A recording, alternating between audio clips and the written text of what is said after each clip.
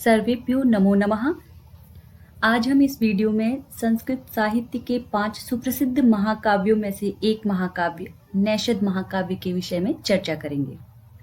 इससे पूर्व की वीडियो में हमने 10 कुमार चरितम के विषय में पढ़ा था और आज हम जानेंगे नैषद महाकाव्यों के विषय में। तो प्रारंभ करते हैं। नैषद महाकाव्य रचनाकार हैं इसके महाकवि श्रीहर्ष। काव्य विधा महाकाव्य। यह महाकाव्य 22 सर्गों में विभाजित है। इस महाकाव्य की मूल कथा वस्तु का प्राचीनतम सूक्ष्म रूप हमें सतपथ ब्राह्मण में उपलब्ध होता है और इसके अतिरिक्त वायु पुराण, लिंग पुराण आदि अनेक ग्रंथों में भी हमें नल एवं दमयंती की कथाओं का उल्लेख प्राप्त होता है। नल एवं दमयंती इस महाकाव्य के नायक एवं नायिका हैं। किंतु उक्त कथा का जो विस्तृत स्वरूप हमको प्राप्त होता है वह हमें महाभारत के अंतर्गत वन पर्व के प्रसिद्ध नलोपाख्यान में ही प्राप्त होता है। इस कथा को ही नैषद का मूल माना जाता है। इसके मंगलाचरण की यदि बात करें तो वस्तु निर्देशात्मक मंगलाचरण है। रस, इस महाकाव्य का जो अंगी रस है वह है श्रृंगार। श्रृंगार वीर शांता नामे को अंगी रस ईष्यते। इस प्रकार महाकाव्य के लक्षण में यह कहा गया है कि श्रृंगार, वीर और शांत में से कोई एक रस महाकाव्य का अंगी रस होना चाहिए और हमें यहाँ दिखाई देता है कि श्रृंगार रस महाकाव्य नैषद महाकाव्य का अंगी रस है। नायक की यदि बात करें तो राजा नल इस महाकाव्य के नायक हैं जो धीरोदात्त कोटि के नायक हैं। सद्वंशः क्षत्रियो वापि धीरोदात्त गुणान्वितः। धीरोदात्त गुण का नायक होना चाहिए और इसी प्रकार का नायक राजा नल हमें इस महाकाव्य में दिखाई देते हैं। नायिका, इस महाकाव्य की नायिका हैं राजकुमारी दमयंती। महाभारत में इसकी मूल कथा हमको दिखाई पड़ती है और उस मूल कथा के कुछ विशेष बिंदुओं पर हम चर्चा कर लेते हैं कि महाभारत में यह कथा केवल 6 अध्यायों में विभक्त है, जबकि इस महाकाव्य में हम देखते हैं कि यह 22 सर्गों में विभक्त है। उपवन में सरोवर संबंधी जो कथा है उसका महाभारत में कोई उल्लेख प्राप्त नहीं होता। महाभारत में नल द्वारा हंस को छोड़ने का कारण भी हमें भिन्न दिखाई देता है। महाभारत की कथा में अनेक हंस दमयंती के पास जाते हैं, जबकि नैषद में हम देखते हैं कि अकेला हंस दमयंती के समीप जाता है। महाभारत में कली का जो प्रवेश है वह नल दमयंती के विवाह के अनंतर बहुत समय पश्चात हमें दिखाई देता है, जबकि नैषद में हम यह देखते हैं कि इंद्रादि देव जब विवाह के तुरंत पश्चात स्वर्ग को जाते हैं वहां पे हमें कली का वर्णन प्राप्त होता है। इसके अतिरिक्त महाभारत में दमयंती को प्रत्येक देवता 2-2 वर प्रदान करते हुए दिखाई देते हैं, जबकि नैषद में अकेले इंद्र दमयंती को 4 वर देते हैं।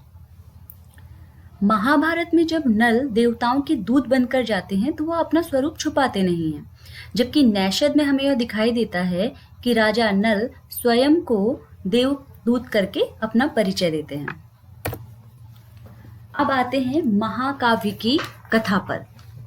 इसके प्रथम सर्ग की चर्चा करते हैं। इसके प्रथम सर्ग में राजा नल का जो चरित्र है, उनका विद्याभ्यास, उनका धर्माचरण, प्रताप एवं उनकी दिनचर्या का विशद वर्णन किया गया है। राजा नल का जो सौंदर्य है त्रैलोक्य में अनुपम था, जिसकी ख्याति सर्वत्र थी। विदर्भ देश के जो राजा भीम थे उनकी पुत्री भी अनुपम सौंदर्यशालिनी थी। उसने भी राजा नल के रूप, संपत्ति तथा कीर्ति के बारे में बहुत कुछ सुना था, अतः उसने अपना मन राजा नल की ओर लगाया। बंदीजनों द्वारा राजा नल का वर्णन सुनकर वह रोमांचित हो जाया करती थी और उसी प्रकार राजा नल ने भी दमयंती के रूप और गुणों की प्रशंसा सुनी थी। कामदेव ने राजा नल के धैर्य को नष्ट कर दिया, किंतु कामार्थ होने पर भी राजा नल ने राजा भीम से दमयंती की याचना नहीं की और विवश होकर शांति प्राप्ति की इच्छा से वह उपवन चले गए। उपवन में उन्होंने एक सरोवर के किनारे सूरत क्लांत एवं एक ही चरण पर स्थित विश्राम करते हुए एक स्वर्णिम हंस को देखा। उस हंस को देखकर राजा नल ने उसे पकड़ लिया। हंस ने महती करुणा के साथ विलाप किया और वह विलाप करते करते मूर्छित हो गया। इसको देख के राजा नल की अश्रुधारा उमड़ पड़ी और उसके अश्रु उस हंस के ऊपर गिरे, जिससे उस हंस में चेतना प्राप्त हुई। चेतना प्राप्त होते हुए राजा नल ने उस हंस को छोड़ दिया। दूसरे सर्ग में हम देखते हैं कि हंस राजा के पास कृतज्ञता ज्ञापनार्थ जाता है एवं दमयंती के सौंदर्य आदि गुणों का वर्णन राजा नल के समक्ष करता है। राजा नल उससे आग्रह करते हैं कि वह दमयंती के समीप कुंडिनपुर में जाए। हंस राजा नल की आज्ञा को मानता है और वह दमयंती के वहां जाता है। वहां वह देखता है कि दमयंती अपनी सखियों के साथ विहार मग्न है। तीसरे सर्ग की कथा में हम देखते हैं कि जब हंस दमयंती के समीप पहुंचता है तो वो वहीं समीप में कहीं रुक जाता है, जिससे दमयंती की दृष्टि उस पर पड़ती है। दमयंती उस स्वर्णिम हंस को देखकर उसको पकड़ने का प्रयास करती है। हंस उसे अपने पीछे पीछे सघन वन में ले आता है, जहां वह उसे एकांत में देखकर अपना परिचय देता है और राजा नल के गुणों और उनके अनुपम सौंदर्य का वर्णन करता है। उसके पश्चात दमयंती भी राजा नल के प्रति अपने प्रेम को प्रकट कर देती है। हंस वापस लौटता है और नल के समीप पहुंचकर अपनी सफलता की सूचना उन्हें देता है। चौथे सर्ग की कथा में हम देखते हैं कि दमयंती राजा नल से मिलने के लिए अत्यंत आतुर और विकल है। उसके पिता राजा भीम उसकी इस प्रकार की अवस्था को देखकर उसका स्वयंवर करने का निश्चय कर लेते हैं। पंचम सर्ग की कथा में हम देखते हैं कि देवलोक में नारद इंद्र आदि देवताओं के समक्ष दमयंती के सौंदर्य का वर्णन करते हैं, जिसे सुनकर इंद्र, अग्नि, यम और वरुण देवताओं के साथ पृथ्वीलोक को जाते हैं। वह दमयंती के समीप अपनी कुछ दूतियों को भेजते हैं और उसके पिता राजा भीम के पास कुछ दिव्य उपहारों को भी भेजते हैं। मार्ग में जाते समय कुंडिनपुर के पास वह राजा नल को देखते हैं और राजा नल के स्वरूप को देखकर सभी देवता उससे ईर्ष्या करते हैं।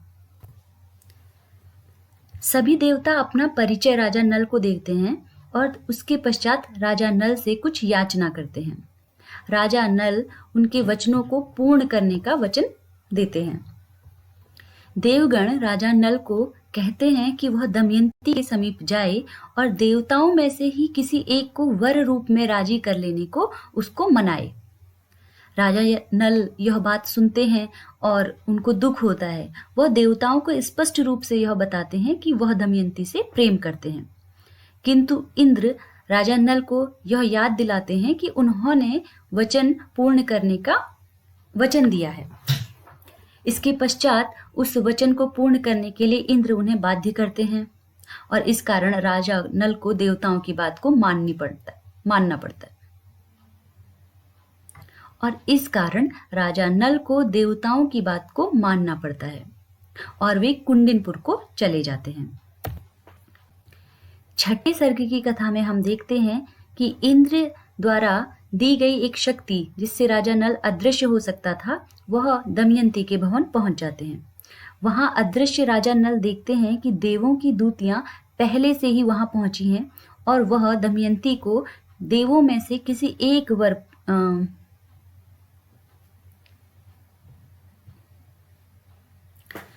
षष्टम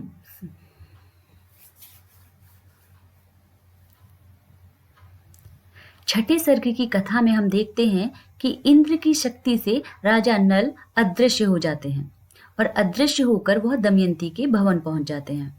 वहां अदृश्य राजा नल देखते हैं कि देवों द्वारा भेजी गई जो दूतियां हैं वह दमयंती को आग्रह कर रही हैं कि देव में से किसी एक देवता को वह वर रूप में चुन ले, किंतु दमयंती उन्हें रोक देती है, जिसको देख के राजा नल प्रसन्न हो उठते हैं।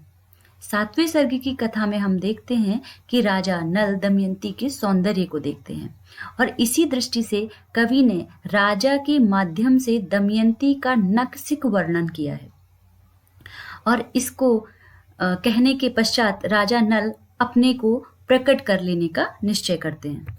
आगे की कथा में हम देखते हैं कि राजा नल के स्वयं को प्रकट कर देने पर दमयंती उनके असीम सौंदर्य को देखकर आश्चर्यचकित हो जाती है। दमयंती की सखियां उनका परिचय पूछती हैं तो राजा नल स्वयं को देवदूत बताते हैं और नल देवताओं में से किसी एक को वर रूप में चुनने का आग्रह दमयंती के समक्ष करते हैं। 9वें सर्ग की कथा में हम देखते हैं कि नल और दमयंती का वार्तालाप हो रहा है।